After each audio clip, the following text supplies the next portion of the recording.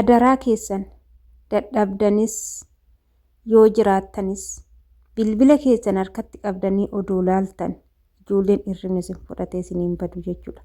Sirritti adaraa keessan of eeggannoo guddaa godhadhaa. Balaan bilbilli fidu waa guddaadha jechuudha. Baay'een keenya bilbilli rakkoo nutti fidu jennee kan yaadnu baay'ee jira. Garuu balaan bilbila waa guddaadha.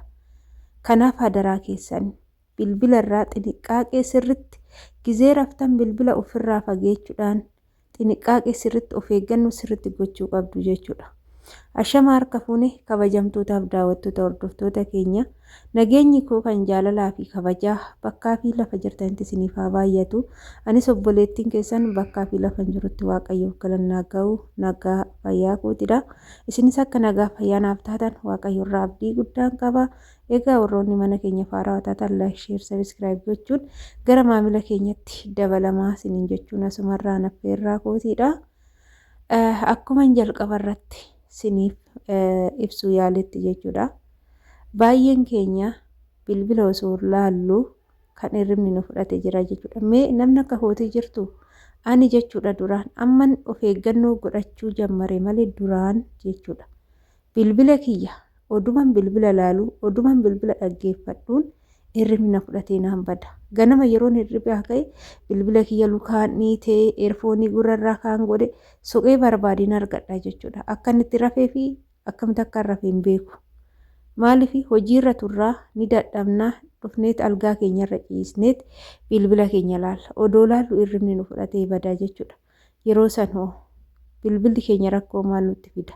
Waa'ee kanarra deddeebi'ee wanti isiniif hojjedhuu fi maaliif rakkoon osoo namarra hin gahin namni of eeggannoo godhata jechuudha. Yeroo darbillee chaarjeriin bilbilaa dhagaan jechuudha. Paawur chaarjeriin akkatti bokokee dhodhoo'e argitanii jirtu. Viidiyoo irratti hojjedheera warroonni viidiyoo san daawwattan.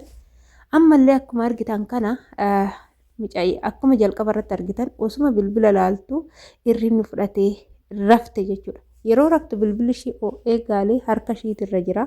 Akkuma oduma laalaa jirtu akkasumatti harkumatti qabattee hirribni fudhatee badee bilbilli illee harkumarra jira akkasumatti hirribni fudhatee jechuudha. Bilbilli sun eegaalee duraayyuu oo'ee waan ta'eef akkasumatti itti fanadda'ee jechuudha. Itti fanadda'ee isaan namni ishii argee hin jiru kan argan gizee kamidha erga ishiin duutee qorritee jechuudha kan argamte. Nuti faa keessattuu mee shamarran gola madaamii keessa jirru bar nuti waaqan nu eega malee namaa miti jechuudha. Garuu nuti waaqa qabna malee waaqayyo namallee guyyaa takkitti nu biraa fagaatee hin beeku nu eegaa nu tiksaa jechuudha. Garuu haa ta'uti odoo wanni wayii nutti dhufee waaqni nurraa haa qabu malee bar namni yaada dhimma hojii isaaniitiif yoo hojiin isaanii hojjetamuu fi didee maaliif hojii kana hojjechuu didde maaliif hagammaa rafti jedhanii nu laalu yoo dhufaniin alatti namni nu argu tokkollee hin jiru jechuudha. Nuti kophaa keenya jirra nama hin qabnu waaqa garuu qabna. Waaqaa gaditti osoo waaqa hin qabaanne kophaa keenya jirra jechuudha. Keessattuu amma waqtiin kun waqtii ramadaanaatti. Ijoollee baay'een bilbila harkatti qabachuu hin dandeenyu bilbila laallu jechuudha. Garuu gizee bilkutaa keenya gallee bilbilli baay'ee nu naaffaqa. Baay'ee bilbila dharraana jechuudha. Yeroo bilbila dharraanu kana qabanneetuma firaashii keenyarra ciisne bilbila keenya kana laallaa jechuudha. Yeroo laallu kan osuma laallu qaamni keenya dadhabee jira waan ta'eef butunneeti kan kutaa keenya gallu baay'ee dadhabneeti.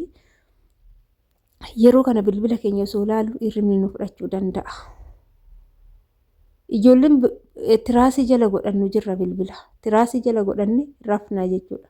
Inni kun dogongora guddaadha. Yeroo rafnu chaarjerii irra goone ijoolleen rafnu jirra. Ganama yoo ka'e chaarjerii guutuun argadha fuul jedheen argadha jennee chaarjeriidhaaf nu haa chaarja'u jennee bilbila chaarjerii irra goone kan rafnu jirra. Baay'eedha jechuudha. Kutaan keenya qulfiidha cufaadha. Bilbilli chaarjerii irra jirra nuti rafna. Waan uumamu garuu hin beeknu jechuudha. Waaqayyo waan akkanaatis nurra haa qabu nu haa eegu. Waaqa gaditti garuu of eeggannoo inni jalqabaa maalidha? Gizee rafnu bilbila keenya chaarjerii irra godhuu akka hin qabne akkasumas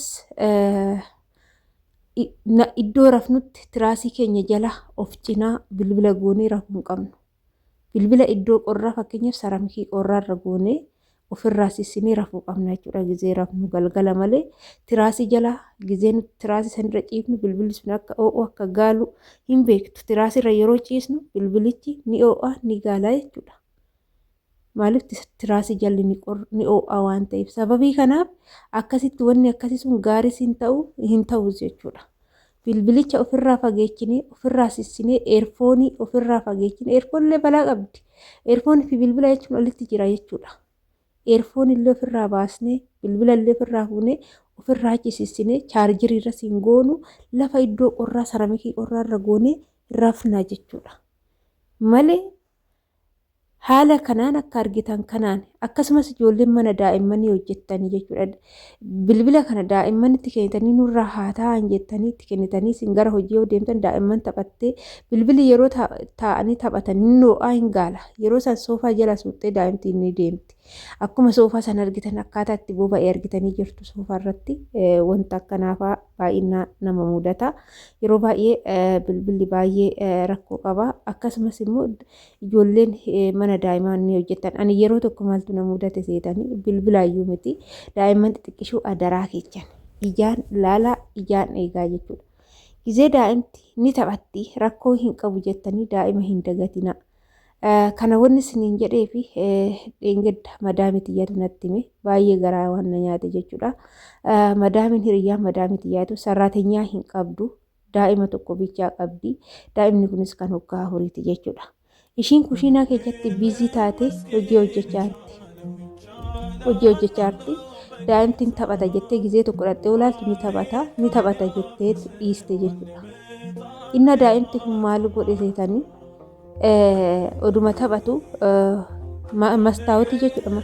Mastaawoti maggaarrajaan mastaawoti akka tushaa wayii qaba kan ittiin bananii fi kan ittiin cufaniin beektu hundi keechanu.